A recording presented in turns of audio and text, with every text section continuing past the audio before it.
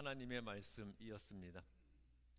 자, 여러분, 이 꿈이란 무엇일까요? 꿈. 자, 이 꿈은 두 가지 의미에서 정의할 수가 있어요. 첫 번째는 이제 밤에 잠을 자면서 무의식 중에 보게 되는 환영, 즉 일반적으로 우리가 잠자면서 꾸는 꿈이 있고요. 자, 두 번째는 뭐겠어요?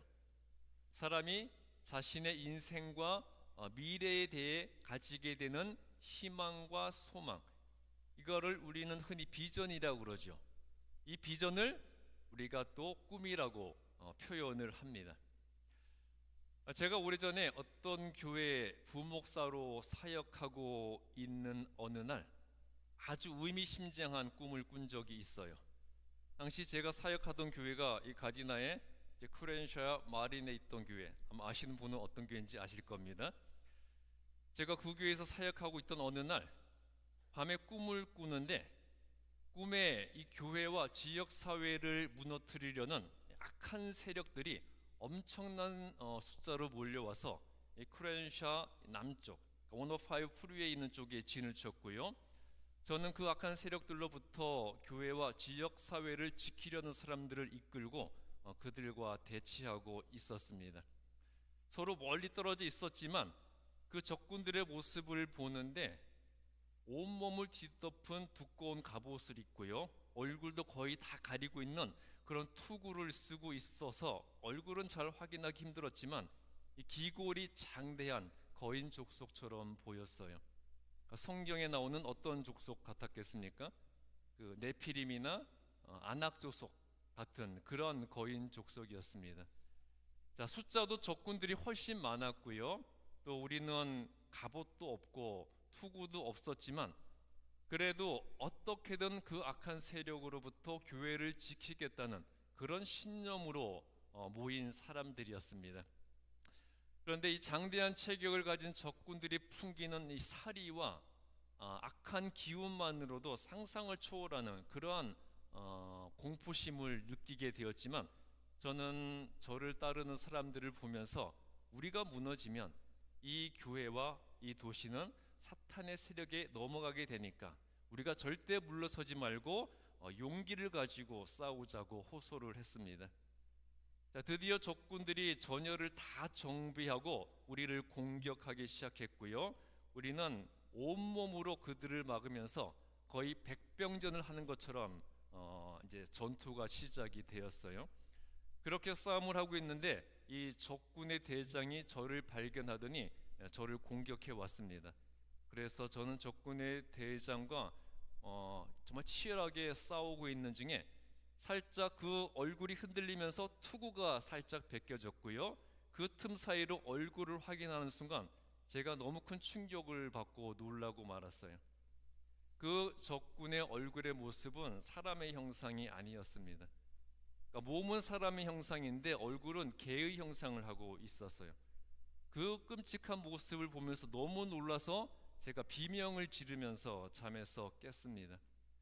잠에서 깬 후에 아무리 봐도 그 사탄을 연상하는 그 괴물의 모습이 제 내리에서 떠나지를 않는 거예요.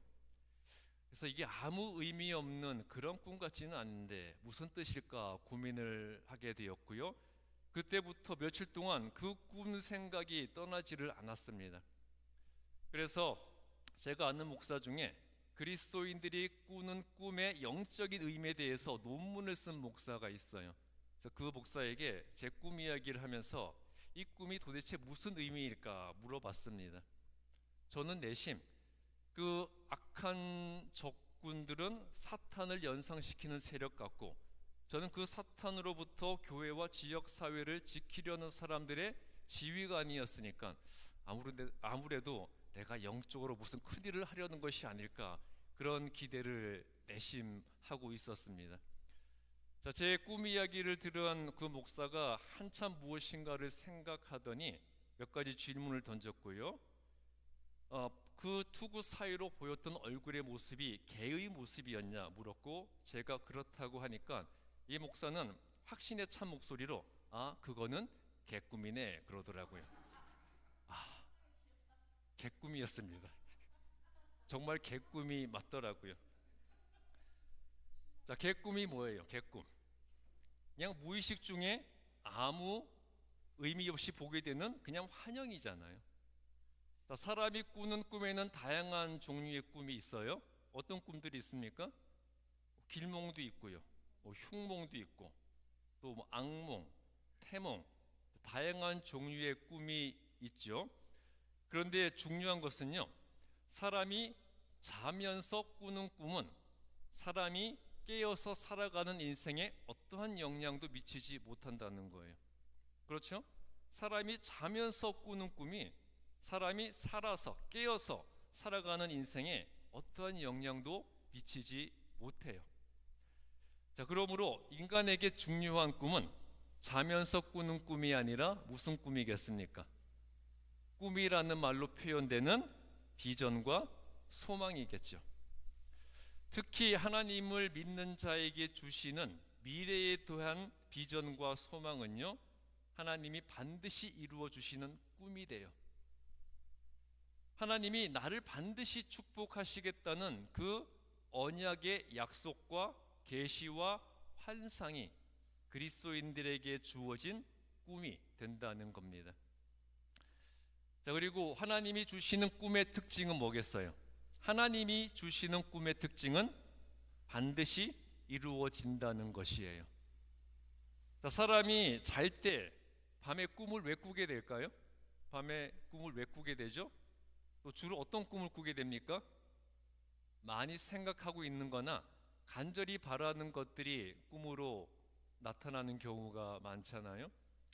제 어린 시절을 생각해 보면 이제 방학 때 방학 숙제 하나도 안 해놓고 놀기만 하다가 이제 개학 며칠 앞두면 그때부터 엄청난 스트레스를 받게 되잖아요.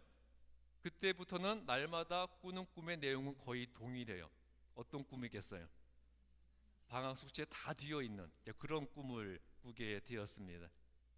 즉, 내 내면의 의식 속에 있는 것들이 꿈으로 표현되게 된다는 거예요. 그렇다면 우리의 비전과 희망으로서의 꿈이 현실에서 이루어질 수 있을까요?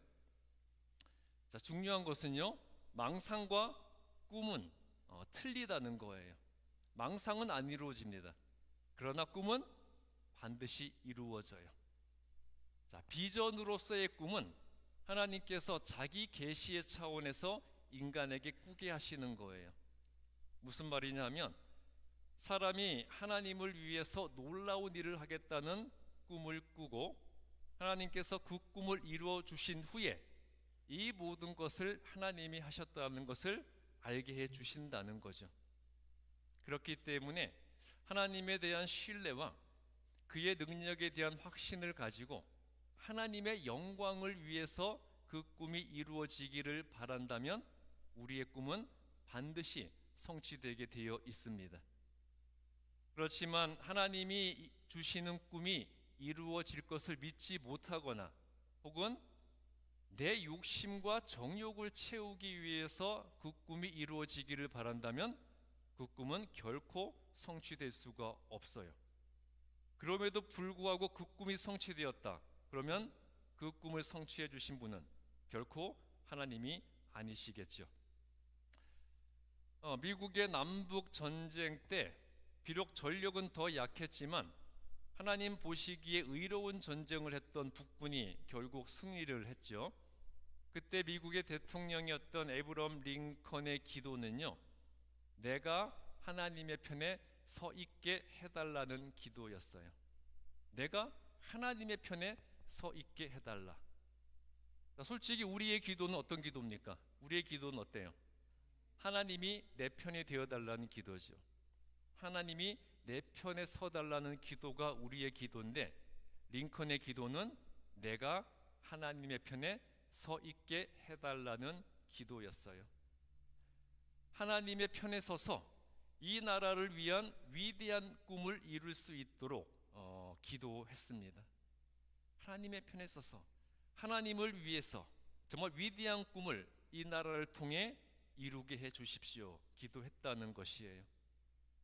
자, 그에게는 자신이 하나님을 위한 일을 하기 위해서 큰 꿈을 꿀 때 그 꿈을 이룰 수 있도록 하나님이 반드시 도우신다는 그런 자신감이 있었던 것이었어요. 그러므로 우리 그리스도인들이 헛된 망상을 꾸지 않고 하나님을 위한 비전을 소유해야 하는 이유가 바로 여기에 있습니다. 창세기 37장 5절부터 11절에서는 하나님께서 요셉을 통해서 미래에 이루실 놀라운 일들이 요셉의 꿈을 통해서 보여지고 있어요. 창세기 37장 7절에 나오는 요셉의 꿈에서 요셉과 그 형제들이 각각 곡식의 단을 묶었는데 요셉의 곡식의 단은 일어서고 나머지 형제들의 단은 요셉의 단을 둘러싸고 절을 했습니다. 자, 이게 무슨 뜻이겠어요? 무슨 뜻이겠습니까? 이거 누가 봐도 의심할 여지 없이 그 형제들이 요셉에게 절을 하게 될 것이라는 꿈이죠. 이 말을 들은 형제들은 그 꿈만으로도 열받아 죽겠는데 얼마 후에 9절에서는요 요셉이 해와 달과 11별이 자기에게 절을 하는 꿈을 또 꿨어요. 자, 여기서 11별은 당연히 요셉의 11 형제들일 것이고 해와 달은 누구겠습니까? 해와 달은 누구겠어요? 아버지와 어머니, 부모죠. 즉 형제뿐만이 아니라 부모들까지 요셉에게 절을 하게 될 것이라는 것을 보여주는 꿈이었어요. 자, 여기서 요셉이 꾼 두 가지 꿈은요 두 가지 의미를 계시하고 있습니다. 첫 번째는 요셉이 부모와 형제까지 그 앞에서 절을 하게 되는 존귀한 신분이 될 것이라는 것이었고요, 두 번째는 부모 형제까지 요셉을 진심으로 존경하고 경외할 정도로 위대한 업적을 이루게 될 것이라는 것을 의미하는 것이었어요. 자, 결론적으로 보면 두 가지가 다 성취가 되었죠. 두 가지가 다 성취되었는데 요셉이 중요하게 생각한 것은 몇 번째 의미였을까요? 첫 번째는 신분의 상승이었고요, 두 번째는 업적의 성취였습니다. 어떤 것에 더 큰 의미를 부여했겠어요? 두 번째, 업적의 성취였죠. 그렇지만 만일 요셉이 자기 형제들과 부모까지 자기 앞에서 절을 해야 되는 높은 사람이 되는, 그렇게 출세하는 것에 초점을 맞추고 세상에서 부귀영화를 누리겠다는 헛된 망상에 젖어 있었다면 그 꿈은 성취가 되었겠어요? 안 되었겠어요? 안 되었겠죠. 그렇지만 요셉은 세속적으로 부모와 형들 위에서까지 군림하겠다는 그러한 꿈을 붙잡지 않았고요, 이 자신의 선조들에게 하나님께서 말씀하셨던 것처럼 자기 가족이 이루게 될 큰 민족을 위해서 자신이 큰 일을 하게 될 것이라는 꿈과, 그리고 자신을 통해 하나님의 크고 위대하심이 증거되는 그 꿈을 붙잡았어요. 즉 욕심으로 인한 망상이 아니라 하나님을 위한 비전을 붙잡았던 것이었습니다. 그리고 그는 어떤 상황에서도 그 꿈을 잃지를 않았어요. 하나님이 반드시 이루어 주실 꿈을 자신에게 주신 것을 믿었기 때문에 그 꿈이 이루어질 때까지, 사실 요셉이 꿈이 이루어지기까지 얼마나 고통스러운 현실을 보냈습니까? 하지만 요셉은 고통스러운 현실을 본 것이 아니라 무엇을 봤어요? 자신의 꿈이 이루어질 미래를 바라보며 살았어요. 그래서 형들이 자기를 애굽의 노예로 팔아 넘겼을 때에도, 애굽에서 힘겨운 종살이를 할 때도, 그리고 억울한 누명을 쓰고 감옥에 갇혔을 때에도 요셉을 지켜준 힘은 무엇이었겠습니까? 바로 그 꿈, 그 꿈이 요셉을 지켜주는 힘이었어요. 결국 요셉의 꿈은 자신에게 고통과 시련의 현장이었던 애굽에서 실현이 되었습니다. 사실 요셉에게 있어 애굽은 쓰라린 고통과 시련의 현장이었잖아요. 그 쓰라린 고통과 시련의 현장에서 요셉의 꿈이 성취가 되었다는 겁니다. 그렇게 고난과 시련 가운데서도 하나님이 주신 꿈, 하나님을 향한 꿈, 하나님을 위한 꿈을 포기하지 않고 또 원망하며 불평하며 사는 것이 아니라 끝까지 꿈꾸는 자로 살았을 때 요셉의 슬픔과 고통은 기쁨과 감사로 바뀌게 되었습니다. 여러분 다니엘 아시죠? 다니엘은 유다 왕국이 멸망한 후에 바벨론의 포로로 끌려가서도 잃어버린 땅 예루살렘을 바라보면서 하루에 몇 번씩 기도했습니까? 하루에 몇 번씩? 하루에 3번씩 기도를 했어요. 이 다니엘의 기도는 잃어버린 나라가 회복되어지고 파괴된 성전이 재건되는 그런 놀라운 꿈을 구하는 것이었어요. 그런데 그 당시에 그 꿈은 황당한 망상이라고 생각되는 것이 당연할 정도로 불가능한 일이었어요. 그렇지만 다니엘은 그 꿈을 포기하지 않았기 때문에 그의 기도도 계속되었습니다. 자, 다니엘은 나라를 빼앗기고 포로로 끌려온 존재인데 그런 다니엘이 바벨론에서 가장 높은 지위에 올라갔습니다. 당연히 바벨론 사람들에게 시기를 받았겠죠. 그래서 바벨론의 귀족들이 계략을 꾸며서 이제 바벨론 왕 이외의 신들에게 기도를 하는 사람은 사자굴에 던져버리겠다는 그런 법을 만들어지게 했고요. 그 법을 이용해서 이제 항상 기도하는 다니엘을 숙청하려고 했어요.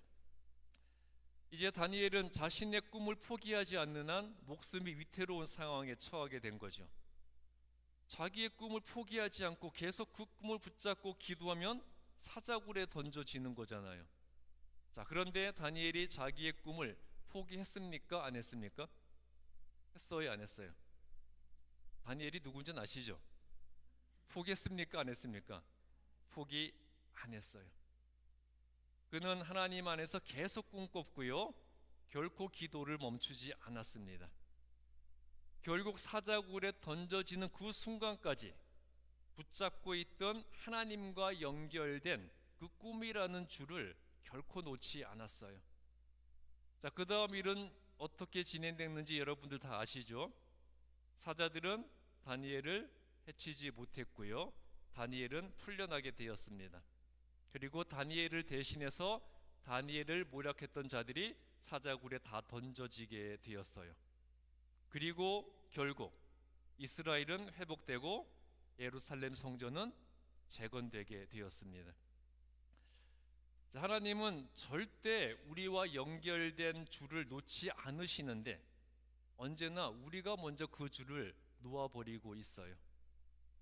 하나님이 우리에게 주신 꿈과 그 꿈을 이루어지게 할 기도를 우리 스스로 먼저 포기해 버린다는 거죠. 하나님이 이루실 것을 사탄이 막지는 못하지만 내 스스로 먼저 포기해 버려서 하나님이 주신 꿈을 망상으로 만들어 버리고 있는 것은 아닌지 우리 스스로 생각해 보아야 할 문제입니다. 자, 하나님이 주시는 꿈은 절대 나쁜 것이 없다는 것을 사도행전 10장 9절부터 16절 말씀에 나오는 베드로의 환상이 보여주고 있어요. 자, 베드로가 지붕 위에 올라가서 기도하는 중에 환상을 보게 되죠. 하늘에서 큰 보자기 같은 그런 그릇이 내려왔고요, 그 그릇 안에 무엇이 담겨 있었습니까? 각종 짐승들이 담겨 있었고 그 짐승들을 잡아먹으라는 음성이 하늘에서 들려왔어요. 그런데 베드로가 보니까 그 짐승들이 어떤 짐승이에요? 율법이 부정하다고 했던 짐승들이었습니다. 그래서 베드로는 나는 속되고 깨끗하지 아니한 것을 결코 먹지 않겠다고 했어요. 그러자 15절에서 베드로는 하나님께서 깨끗하게 하신 것을 너가 속되다 하지 말라, 그러한 음성을 듣게 되었고요, 그 후에 그릇은 다시 하늘로 올라가게 되었습니다. 자, 유대인들이 속되고 부정하다고 여겼던 것들이 하늘에서 내려온 것이고요, 그것들이 다시 하늘로 올라갔어요. 유대인들이 율법에 의해서 부정하고 깨끗지 않다고 여기는 것들, 그러한 것들이 거룩한 하늘에서 내려오고 다시 하늘로 올라갔다는 거죠. 자, 이것이 의미하는 게 뭐겠습니까? 예수님께서 세상에 오심으로써 이제 깨끗하고 부정한 것의 구별과 선민과 이방인의 구별이 다 파기되었다는 것을 상징하는 것이었어요. 우리가 예수님을 믿으면서 신앙생활하는 가운데 기도하면서 꾸는 꿈은요, 그것이 안 좋은 것 같은 꿈일지라도 반드시 좋은 일로 실현되는 것이 하나님의 섭리예요. 베드로에게 보여주신 꿈을 보더라도 그 꿈이 처음에는 속되고 깨끗하지 않은 짐승들이 나오는 흉몽처럼 보였죠. 아니, 우리가 꿈에서 뱀을 본다면 여러분 흉몽이라고 생각할 거 아니에요. 베드로가 그랬습니다. 속되고 깨끗하지 않은 짐승들이 바글바글한 그 꿈을 꾸었으니까, 그 환상을 보았으니까 흉몽이라고 생각할 수 있었지만, 그 꿈을 통해서 베드로는 이방인 선교의 꿈을, 비전을 가지게 되었어요. 사실 그 전까지 베드로는 이방인들은 구원을 받지 못하고 유대인들만 다 예수를 믿으면 예수님이 재림하실 것이라고 생각했습니다. 그런데 이 꿈과 환상을 통해서 예수님께서 이방인들도 구원하기를 원하신다는 것을 깨닫게 되었고요, 그때부터 베드로는 이방인 선교의 비전을 가지게 된 것이었어요. 그리고 그 베드로로 인해서 세상을 변화시키는 놀라운 구원의 역사가 나타나게 되었습니다. 여러분, 우리도 예수님 안에서 큰 꿈과 비전과 소망을 가져야 돼요. 나와 함께 예수님께서 그 일을 이루어 나가실 겁니다. 물론 그 꿈과 비전을 이루어 나가는 과정은 쉽지 않을 거예요. 그러나 로마서 5장 3절부터 4절은 분명히 밝히고 있습니다. 환난은 인내를, 인내는 연단을, 연단은 소망을 이룬다. 분명히 밝혀주고 있죠.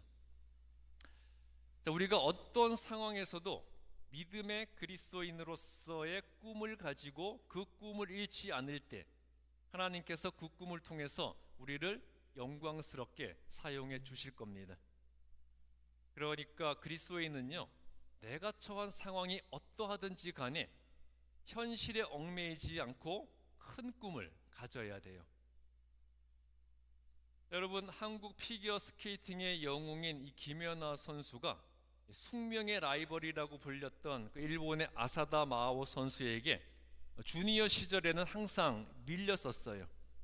그래서 김연아에게 아사다 마오는 넘을 수 없는 불가능한 벽으로 보였고요. 그래서 한국 스케이트 협회에서도 일찌감치 포기하고 김연아 선수를 제대로 지원하지 않았다고 하죠. 그리고 어차피 성공할 수 없는 선수라고 여기고 후원사들도 생기지 않았대요.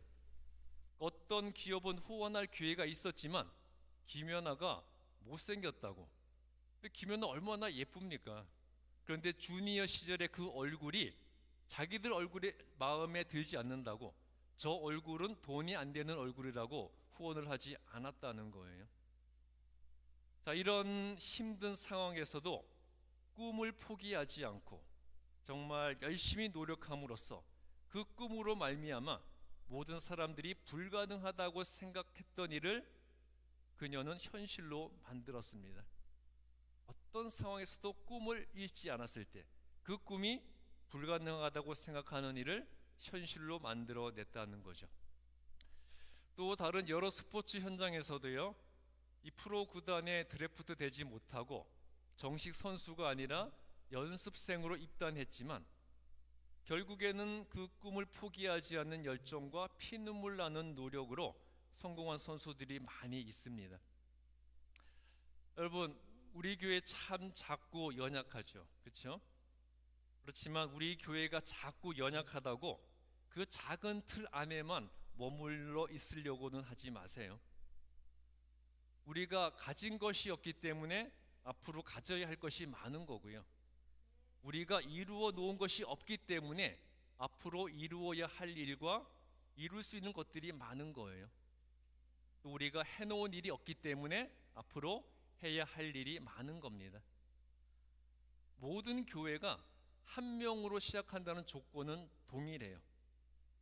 자, 유명한 재벌 기업들도 처음에는 어떻게 시작합니까? 모두 구멍가게나 길거리 좌판이나 차고에서 시작을 했습니다. 그러니까 여러분, 교회를 향한 큰 꿈과 비전을 가져보세요.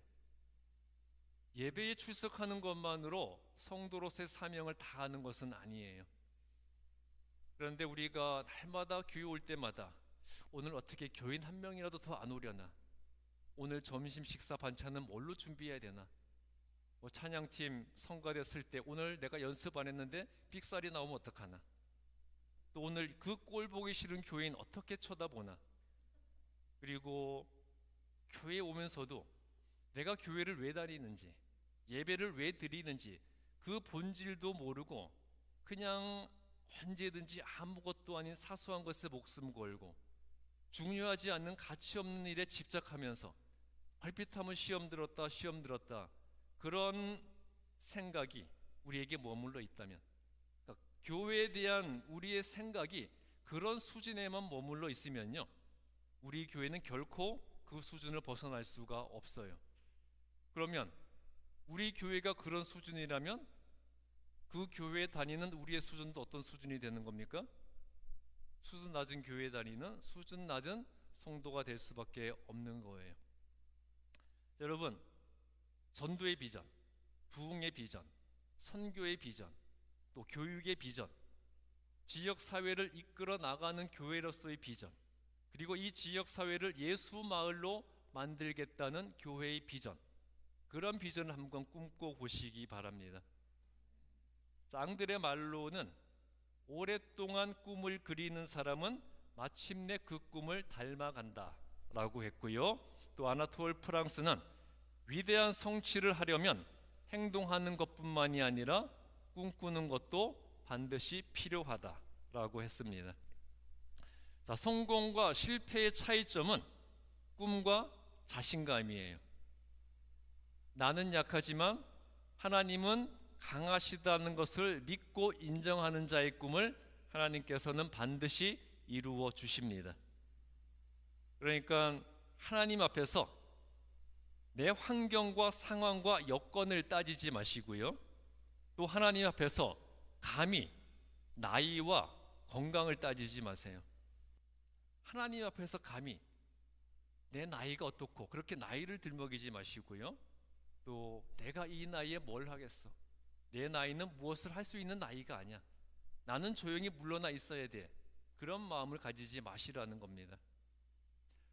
하나님 앞에서 모든 사람은, 우리는 다 새벽 이슬 같은 청년이라고 했습니다. 하나님은 여러분들을 다 청년으로 보신다는 거예요. 새벽 이슬 같은 청년. 여러분, 하나님 안에서 예수님이 주시는 큰 꿈과 비전을 가지고 성령의 도우심으로 그 꿈을 이루어 나가시는 거룩한 예수님의 제자들이 되시기를 주님의 이름으로 축복합니다. 기도하겠습니다. 우리에게 큰 꿈과 비전을 주시는 주님, 나와 함께 하시는 주님과 나를 도우시는 성령의 능력으로 하나님을 위해 크고 놀라운 일을 감당하는 꿈과 비전을 가지게 하여 주시옵소서. 요셉과 같은 꿈과 베드로와 같은 비전을 가지고 내가 처해 있는 환경과 상황에 구애받지 않고 두려움 없이 믿음으로 하나님을 위해 행동하고 실천하는 예수님의 제자로 살아가게 하여 주시옵소서. 예수 그리스도의 이름으로 기도했습니다.